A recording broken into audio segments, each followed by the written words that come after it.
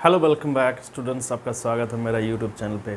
बच्चों, आज एक महत्वपूर्ण टॉपिक लेकर के आया हूँ मैं आपके समक्ष। आज मैं पढ़ाने जा रहा हूँ आपको subject verb agreement. Subject verb agreement ये बहुत ही इम्पॉर्टेंट टॉपिक है। ये इंग्लिश का शुरुआत अब जैसे करेंगे, सेंटेंस बनाने का शुरुआत अब जैसे करेंगे, तो सब्जेक्ट वर्ब एग्रीमेंट का ज्ञान होना आपके लिए बेहद ज़रूरी है। बच्चों, सब्जेक्ट वर्ब एग्रीमेंट का ज्ञान यदि आप नहीं रखते हैं तो आपके एग्ज़ाम्स में आपको मार्क्स नहीं मिलेंगे। चाहे किसी तरह के भी विद्यार्थी क्यों ना हो, या तो कंपटीशन की तैयारी करते हो या किसी क्लास के भी बच्चे क्यों ना हो, आपको सब्जेक्ट वर्ब एग्रीमेंट की जानकारी होना अति आवश्यक है। तो आज हम लोग सब्जेक्ट वर्ब एग्रीमेंट को पढ़ेंगे। तो चलिए बच्चों, स्टार्ट करते हैं सब्जेक्ट वर्ब एग्रीमेंट को। जी, सब्जेक्ट वर्ब एग्रीमेंट को हम लोग आज पढ़ेंगे। सबसे पहले तो आप जान लें कि सब्जेक्ट वर्ब एग्रीमेंट क्या है। देखो बच्चों, यदि कोई सेंटेंस होता है कंप्लीट सेंटेंस, तो उसमें सब्जेक्ट वर्ब का एग्रीमेंट होता है, यानी सब्जेक्ट और वर्ब का तालमेल होना। सब्जेक्ट और वर्ब का एक जो नियम होता है सेंटेंस में रहने का, वो उचित होना चाहिए। यदि सब्जेक्ट वर्ब एग्रीमेंट सही ढंग से यूज़ नहीं हुआ रहेगा तो सेंटेंस आपके गलत हो जाएंगे, आपको मार्क्स नहीं मिलेंगे और अंग्रेजी को आप गलत तरीके से सीखेंगे। तो सब्जेक्ट वर्ब एग्रीमेंट को जान लेना आपके इंग्लिश विल के लिए, इंग्लिश चाहे वो बोलते हो या लिखते हो, आपके लिए बेहद ज़रूरी है। तो सब्जेक्ट वर्ब एग्रीमेंट हो गया कि सब्जेक्ट और वर्ब के बीच में एक एग्रीमेंट होता है कि कैसे सेंटेंस को हम लोग को, यानी सब्जेक्ट और वर्ब को मिल करके बनाना है। ठीक है, तो सब्जेक्ट वर्ब एग्रीमेंट हम लोग आज स्टार्ट करते हैं, इसको विस्तार से हम लोग पढ़ेंगे।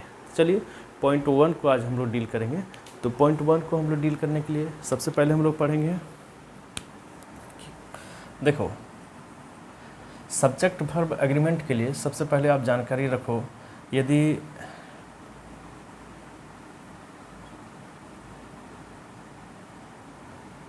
सिंगुलर सब्जेक्ट रहे तो उसके साथ सिंगुलर वर्ब आता है।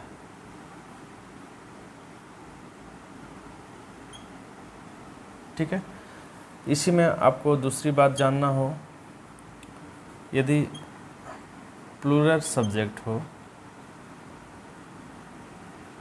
तो उसके साथ प्लूरल वर्ब का प्रयोग किया जाएगा।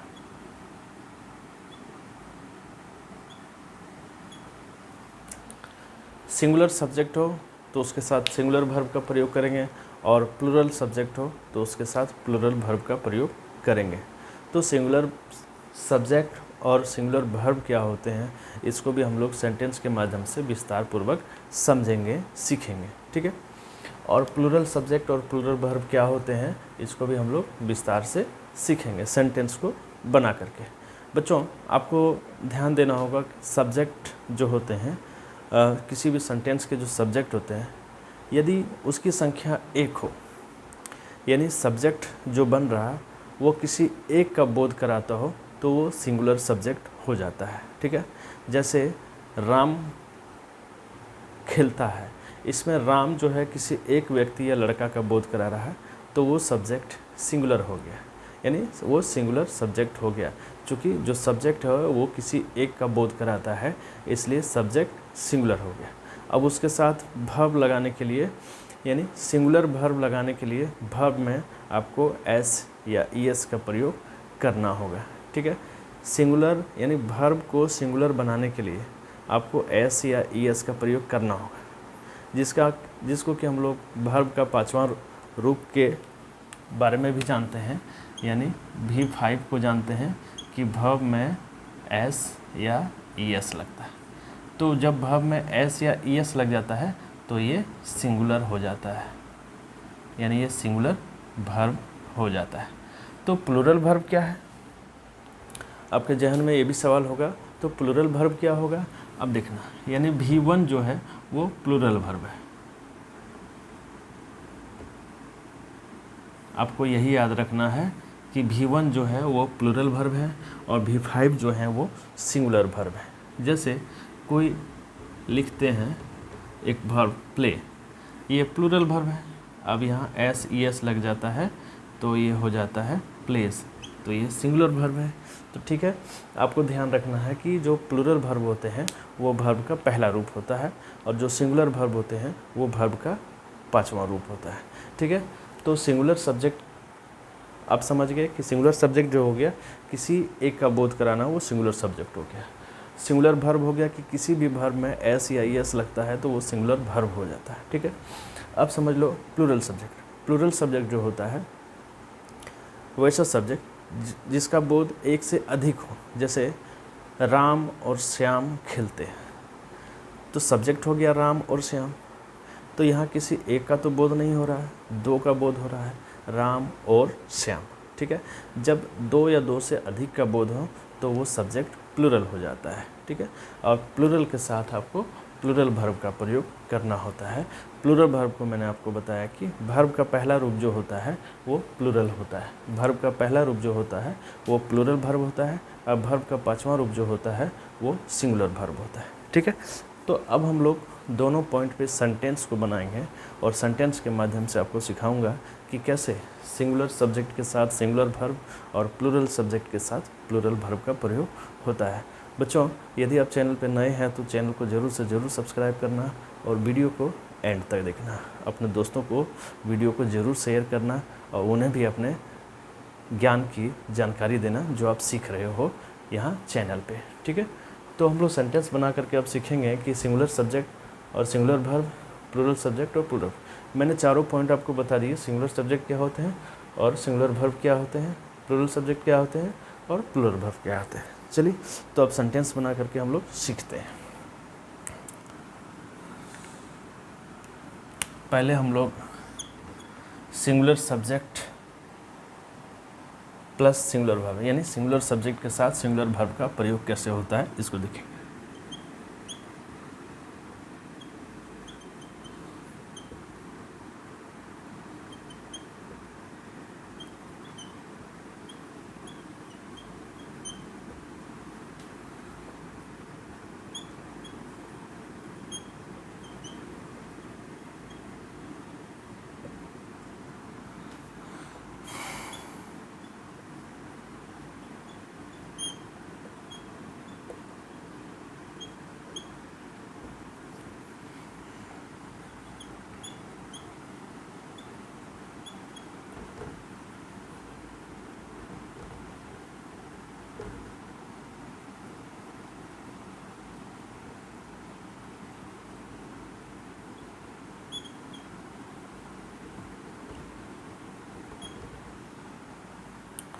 बच्चों, मैंने कुछ सेंटेंसेस को यहाँ लिखा, आपको अभी समझा रहा हूँ कि सिंगुलर सब्जेक्ट के साथ सिंगुलर वर्ब का प्रयोग कैसे होता है। फिर मैं दोहरा दे रहा हूँ, सिंगुलर सब्जेक्ट वैसे सब्जेक्ट हो गए जिसका बोध किसी एक के लिए होता है, और सिंगुलर सब्जेक्ट हो गए जिसका बोध किसी एक के लिए होता है, और सिंगुलर वर्ब हो गए जिस वर्ब में एस या ईएस लगा रहता है तो वो सिंगुलर वर्ब हो गए। यदि ये दोनों का एग्रीमेंट होता है, यानी ये दोनों एक साथ आते हैं, तो सेंटेंस हमारा सही है, अन्यथा सेंटेंस हमारा गलत हो जाएगा। ठीक है, तो देखें कैसे।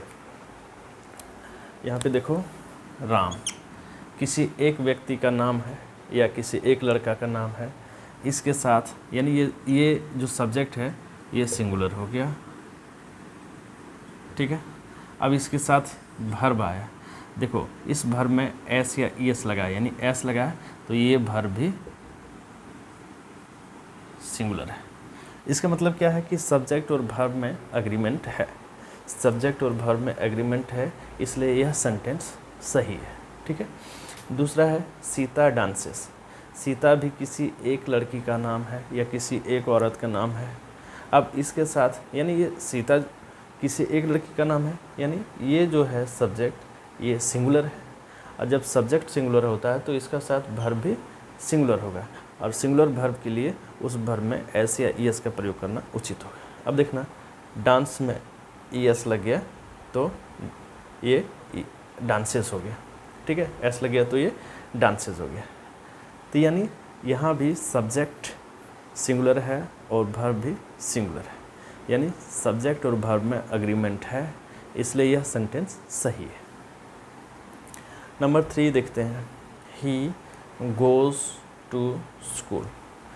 तो ही का मतलब हो जाता है वह, और वह जो होता है किसी एक व्यक्ति के लिए बोला जाता है, किसी एक व्यक्ति जो पुरुष होते हैं उनके लिए बोला जाता है। तो किसी एक के लिए जब बोध होता है तो उसके साथ वर्ब भी जो है वो सिंगुलर होता है, यानी जब सब्जेक्ट सिंगुलर हो गया तो वर्ब भी सिंगुलर होगा।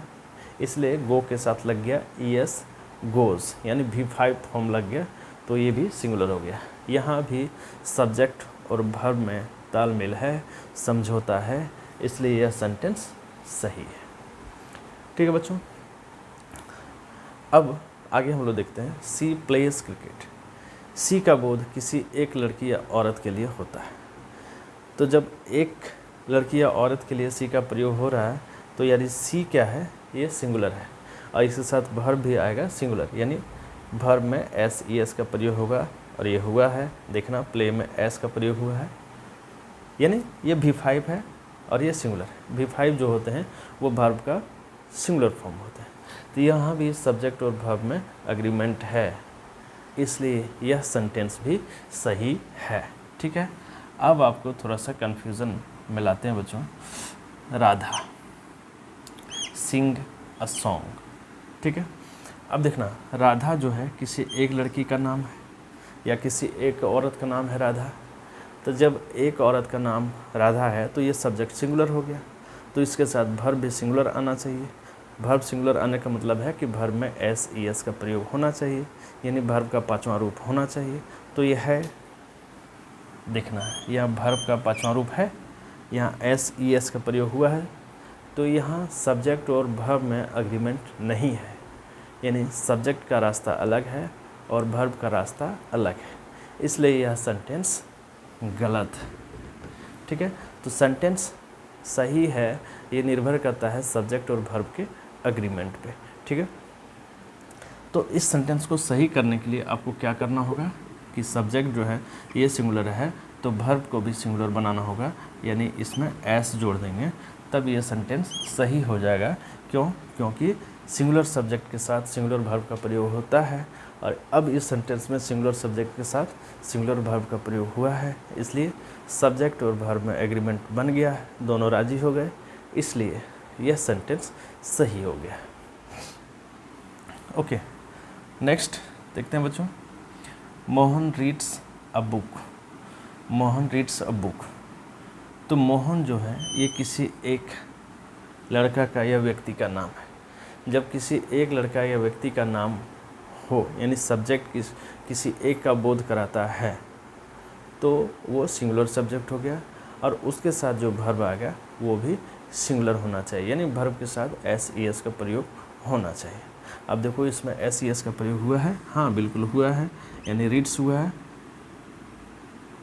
अ बुक, यानी यहाँ भी सब्जेक्ट और वर्ब में एग्रीमेंट बिल्कुल पक्का है, इसलिए यह सेंटेंस सही है। तो बच्चों मैंने छः सेंटेंसेस को लिखा, आपको समझाया कि कैसे सब्जेक्ट और वर्ब में एग्रीमेंट होना चाहिए, तब सेंटेंस सही होता है। सेंटेंस को बनाना और बोलना आपके लिए बेहद ज़रूरी है। जब आप अंग्रेजी को या किसी भाषा को सीखते हो तो उसमें सब्जेक्ट और वर्ब का एग्रीमेंट होना अति आवश्यक है। अब हम लोग सीखते हैं कि प्लूरल सब्जेक्ट के साथ प्लूरल वर्ब। ठीक है बच्चों, प्लूरल सब्जेक्ट के साथ प्लूरल वर्ब सीखेंगे।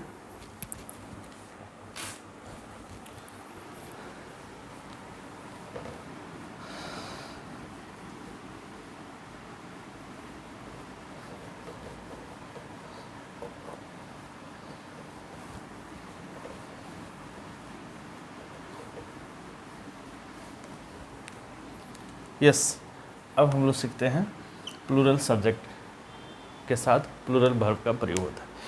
इसके पहले भी मैंने आपको बता दिया कि प्लूरल सब्जेक्ट वैसे सब्जेक्ट होते हैं जो दो या दो से अधिक का बोध होता है, यानी वैसे सब्जेक्ट जो दो या दो से अधिक का बोध कराता हो व्यक्ति या वस्तु का, तो वो प्लूरल सब्जेक्ट होता है।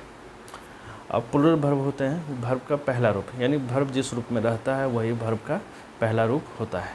ठीक है, तो प्लूरल सब्जेक्ट के साथ प्लूरल वर्ब का प्रयोग कैसे करेंगे, ये कुछ सेंटेंस को लिख करके हम लोग समझते हैं।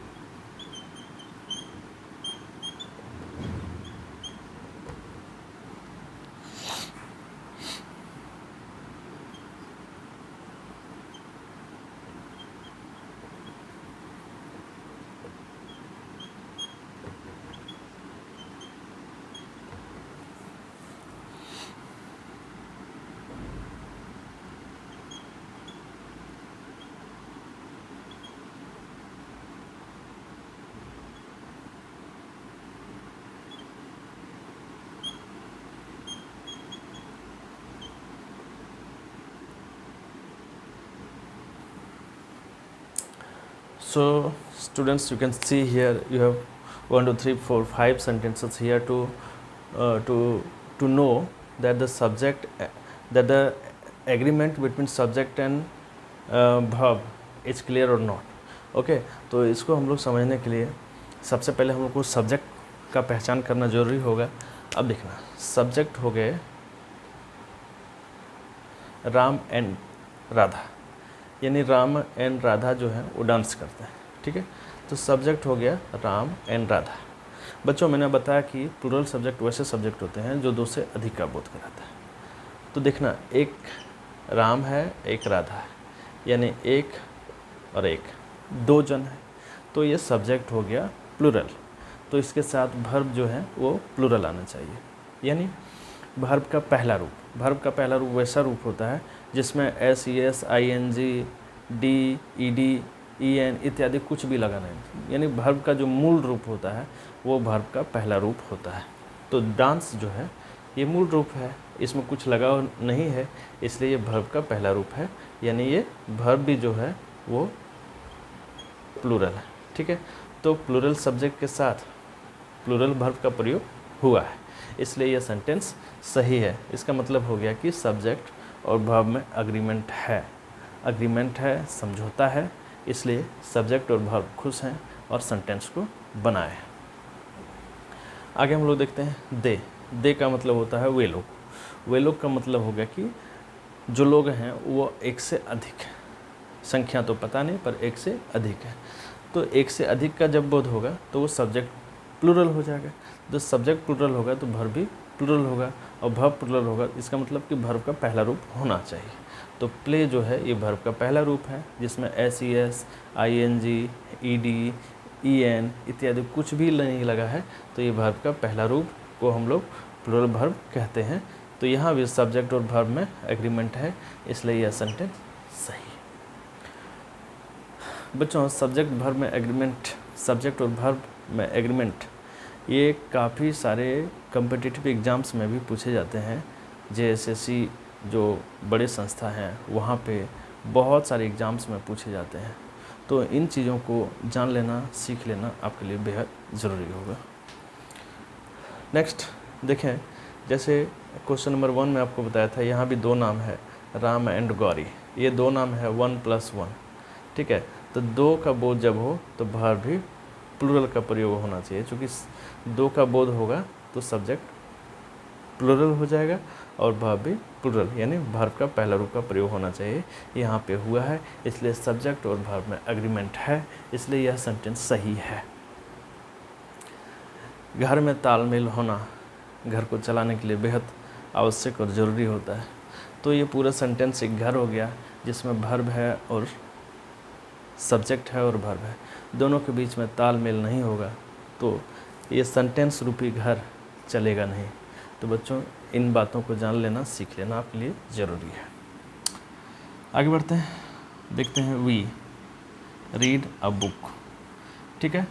वी रीड अ बुक, इसमें वी हो गए हम लोग, वी हो गए हम लोग। जब हम लोग हो गए मतलब एक से अधिक, तो सब्जेक्ट जो है, ये सब्जेक्ट जो है ये प्लूरल है। सब्जेक्ट जब प्लूरल है तो वर्ब भी प्लूरल होना चाहिए, यानी ये V1 है तो ये भी प्लूरल है। यहाँ भी आप देख रहे हैं कि सब्जेक्ट वर्ब में एग्रीमेंट बहुत पक्का है, इसलिए आप यहाँ भी सेंटेंस को सही मानेंगे। नेक्स्ट आगे बढ़ते हैं, दे रीड्स अ बुक। दे का मतलब वे लोग हो जाते हैं, यहाँ भी हमने चर्चा किया, दे का मतलब वे लोग हो जाते हैं, मतलब एक से अधिक होते हैं, यानी सब्जेक्ट जो है वो प्लूरल हो गए। तो इसके साथ वर्ब भी जो है वो प्लूरल होना चाहिए, यानी वर्ब का पहला रूप होने चाहिए। तो यहाँ देखो वर्ब का पहला रूप है अ बुक, ठीक है। लेकिन आप गलती कर रहे हो बच्चों, आपने ध्यान नहीं दिया। मैंने क्या बताया, आपने ध्यान नहीं दिया। देखो ये सब्जेक्ट है प्लूरल, ये वर्ब है सिंगुलर, ये प्लूरल है और ये सिंगुलर है, तो दोनों में तालमेल नहीं बैठा। यानी इस सेंटेंस में, इस सेंटेंस का जो घर है, इस घर में सब्जेक्ट और वर्ब का तालमेल नहीं बैठा, दोनों में झगड़ा हो गया, इस कारण से ये सेंटेंस गलत हो गया। तो झगड़ा को शांत करने के लिए क्या करना होगा, सब्जेक्ट के अनुसार वर्ब को प्रयोग कर देना होगा। यानी प्लूरल वर्ब, प्लूरल सब्जेक्ट है तो प्लूरल वर्ब यानी एस को हटा देंगे, तब ये हो जाएगा प्लूरल।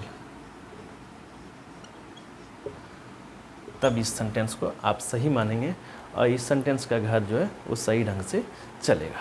तो बच्चों, आज के वीडियो में आपको बताया कि सब्जेक्ट और वर्ब का एग्रीमेंट होना आवश्यक है सेंटेंस का घर को चलाने के लिए, यानी सेंटेंस को सही ढंग से समझने के लिए, सेंटेंस को करेक्ट करने के लिए सब्जेक्ट और वर्ब का एग्रीमेंट होना आवश्यक है। ऐसे ही शानदार वीडियोस के लिए आप चैनल को सब्सक्राइब करो। जितने भी वीडियोस बने हैं चैनल पे, ये आपके लिए बहुत आवश्यक हैं। मैंने बहुत मेहनत से आपके सारे वीडियोस को बनाए हैं। बच्चों, इन वीडियोस को ज़रूर से ज़रूर देखना, ये आपके लिए हेल्पफुल होगा। तो आज के वीडियो में आपने सीखा सब्जेक्ट और वर्ब का एग्रीमेंट। ये पार्ट 1 है, इसका सीरीज़ हम लोग आगे बढ़ाएंगे और बहुत तरीके हम लोग समझेंगे कि सब्जेक्ट और वर्ब के एग्रीमेंट किस तरह से होते हैं। बच्चों, वीडियो को देखने के लिए आपका बहुत बहुत धन्यवाद। यदि आप चैनल पे नए हैं तो चैनल को ज़रूर से ज़रूर सब्सक्राइब करना। बच्चों, अपने दोस्तों के पास शेयर कर दो, जहाँ मन करे वहाँ शेयर कर दो, अपने साथ अपने दोस्तों को भी सिखाओ। Thanks for watching.